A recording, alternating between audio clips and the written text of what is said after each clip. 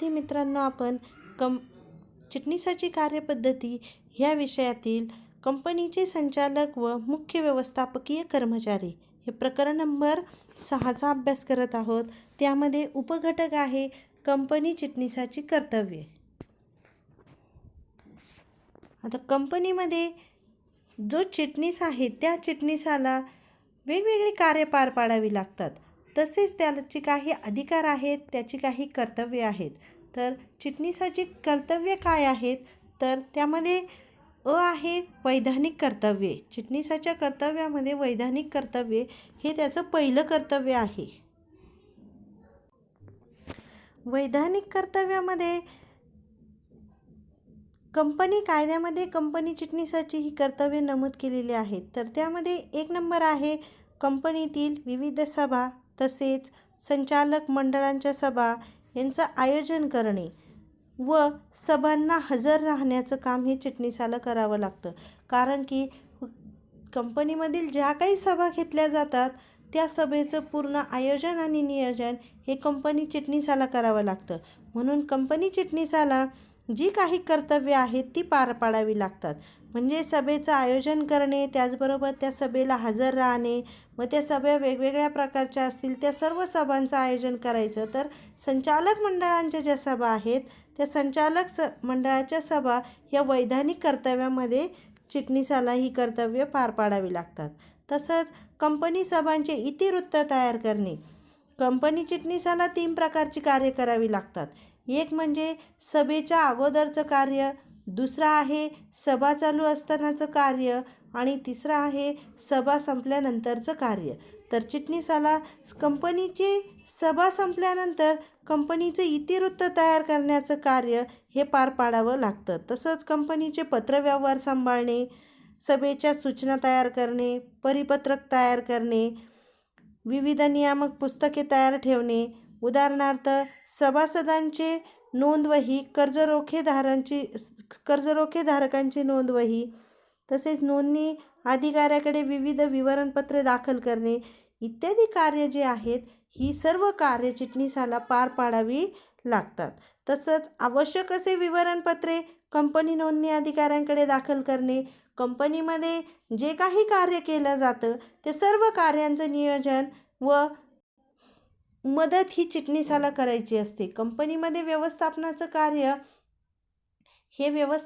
कार्य संचालक मंडळ करते, परंतु संचालक मंडळाला मदत ही कंपनी चिटणीसाला करावी लागते.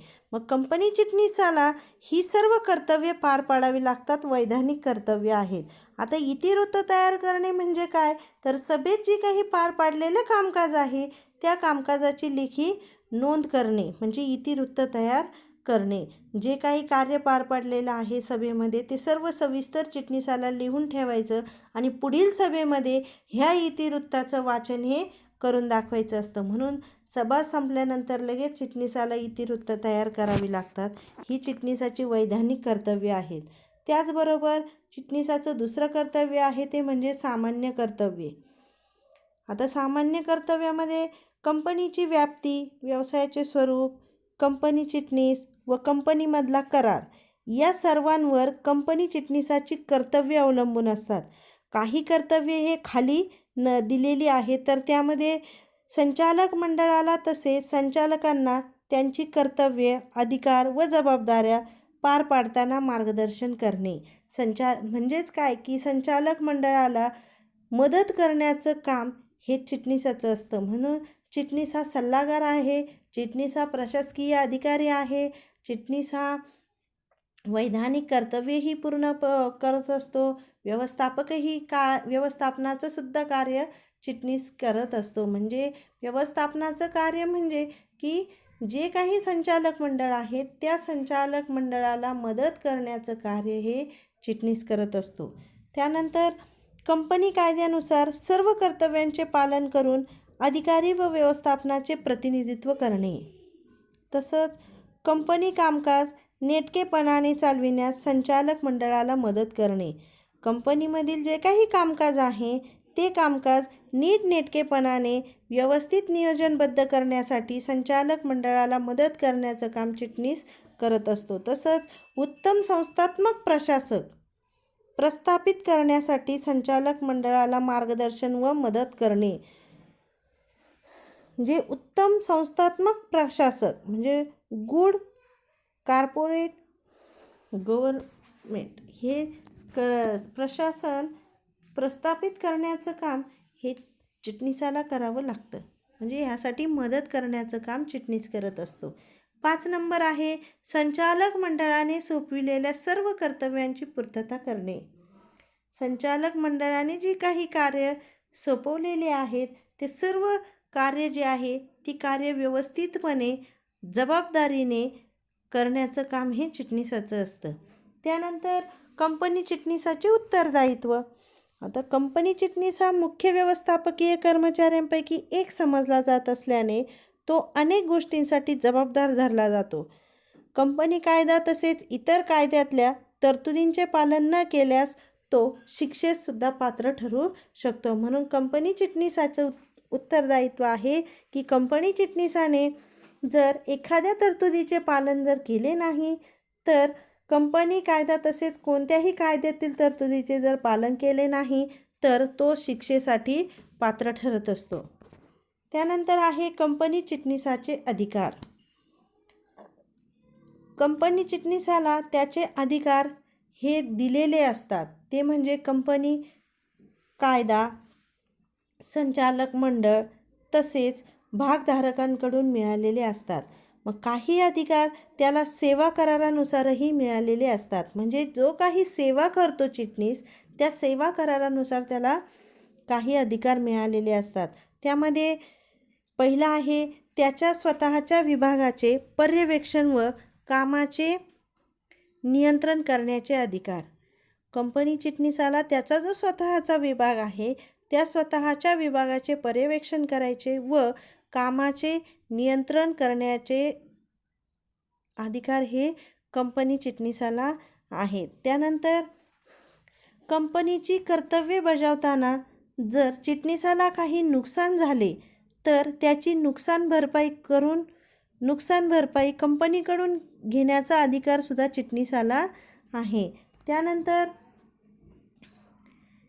ज्या दस्तऐवजांवर प्रमाणीकरणाची आवश्यकता आहे त्यावर स्वाक्षरी करण्याचा अधिकार हा चिटणीसाला दिलेला आहे. म्हणजे जे काही दस्तऐवज आहेत ते प्रमाणीकरण करण्यासाठी त्यावर स्वाक्षरी करण्याचा अधिकार चिटणीसाला दिलेला आहे. आणि चिटणीस हा कंपनीचा पगारी सेवक आहे म्हणून त्याला वेतन घेण्याचा सुद्धा अधिकार आहे. चिटणीस कंपनीमध्ये जे काम करतो तो पगारावर करत असतो म्हणून तो कार्य करतो म्हणून त्या ठिकाणी तो पगार घेण्याचा सुद्धा त्याला कंपनीकडून अधिकार आहे. ही चिटणीसाचे दिलेले अधिकार आहेत. हे जे अधिकार चिटणीसाला दिलेले आहेत हे सर्व अधिकार कंपनी कायदा, संचालक मंडळ तसेच भागधारकाकडून मिळालेले आहेत. आणि काही अधिकार जे आहेत ते काही अधिकार सेवा करारानुसार चिटणीसाला दिलेली आहेत. त्यानंतर कंपनी चिटणीसाची भूमिका. आता कंपनी चिटणीसाची जी भूमिका आहे ती 3 प्रकारची कंपनी चिटणीसाची भूमिका आहे.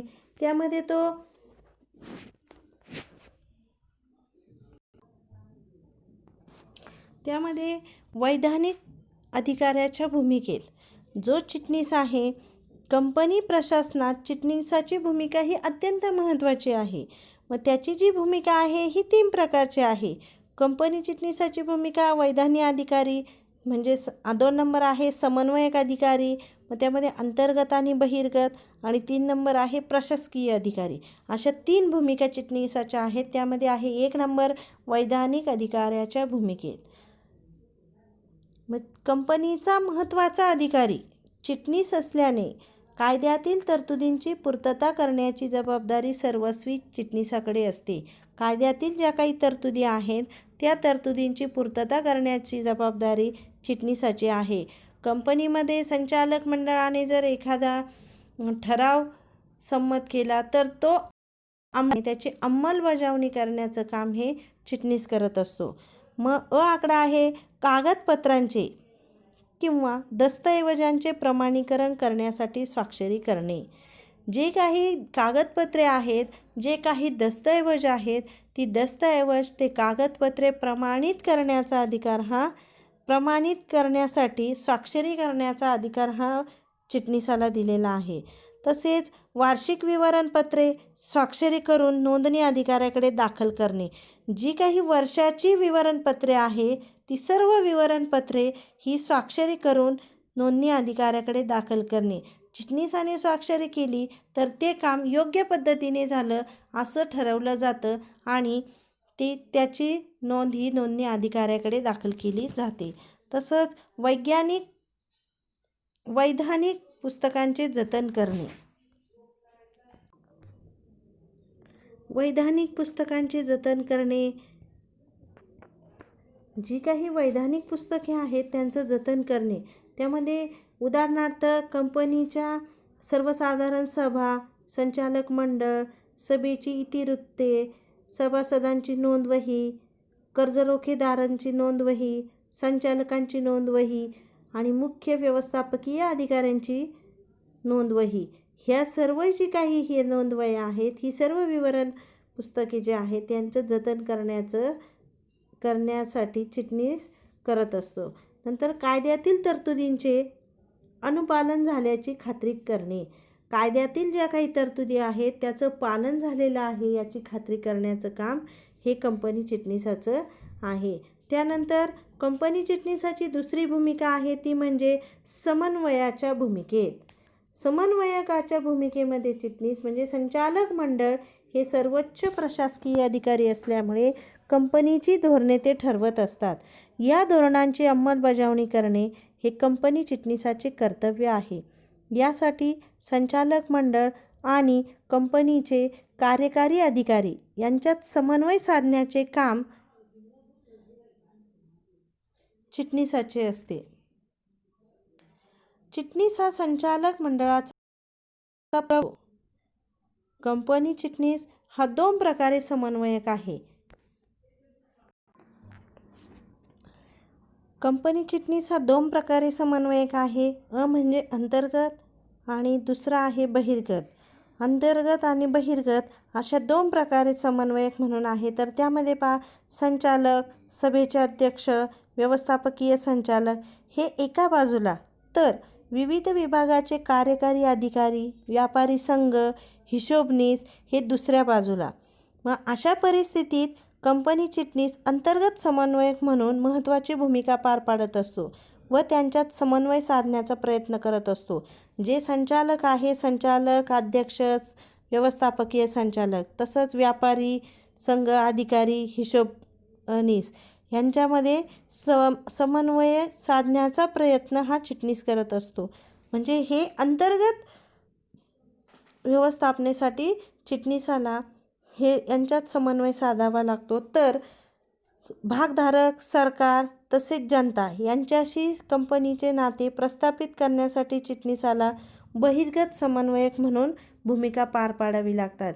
जे भागधारक आहेत, सरकार आहेत, तसेच जनता आहे यांच्याशी सुद्धा कंपनीचं नातं हे चिटणीसाला प्रस्थापित करायचं असतं आणि त्यासाठी बहिर्गत समन्वयक म्हणून चिटणीस भूमिका पार पाडत असतो. 3 नंबरची चिटणीसाची भूमिका आहे ती म्हणजे प्रशासकीय अधिकाऱ्याच्या भूमिकेत. चिटणीस हा प्रशासकीय अधिकाऱ्याच्या भूमिकेत सुद्धा कार्य करत असतो. कंपनीचा चिटणीस हा एक प्रशासकीय अधिकारी असल्यामुळे कंपनी धोरणांची अंमलबजावणी करण्याची जबाबदारी ही त्याच्यावर असते. कंपनीतील विविध विभागांच्या कामकाजावर देखरेख ठेवणे, नियंत्रण करणे ही कार्य चिटणीसाची आहेत.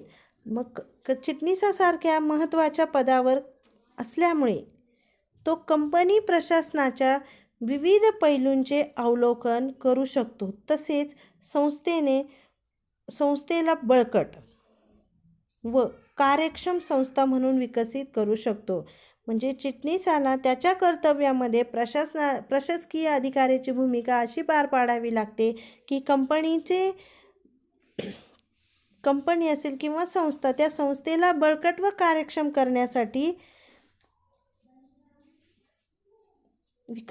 करण्यासाठी चिटणीस ही भूमिका पार पाडत असतो. तसंच चिटणीसाला मनुष्यबळाचे नियोजन करण्यात चिटणीसाची महत्त्वाची भूमिका असते. मग त्यामध्ये कर्मचाऱ्यांची निवड असेल, कर्मचारी भरती असेल, कर्मचाऱ्यांसाठी प्रशिक्षण असेल, वेतन बढती असेल, हे सर्व प्रशासकीय कामं कंपनी चिटणीसाकडे असतात. म्हणजे कंपनी चिटणीसाला प्रशासकाची भूमिकासुद्धा अतिशय जबाबदारीने व्यवस्थितपणे पार पाडावी लागतात. अशा पद्धतीने कंपनीमध्ये कंपनी चिटणीसाची भूमिका आहे, कंपनी चिटणीसाची कर्तव्य आहेत आणि कंपनी चिटणीसाला एकूण 3 भूमिका पार पाडाव्या लागतात. वैधानिक अधिकाऱ्याची भूमिका, समन्वयकाची भूमिका आणि प्रशासकीय अधिकाऱ्याची भूमिका. अशा पद्धतीने कंपनीमध्ये चिटणीसाची ही सर्व कार्य आहेत, ही कर्तव्य आहेत.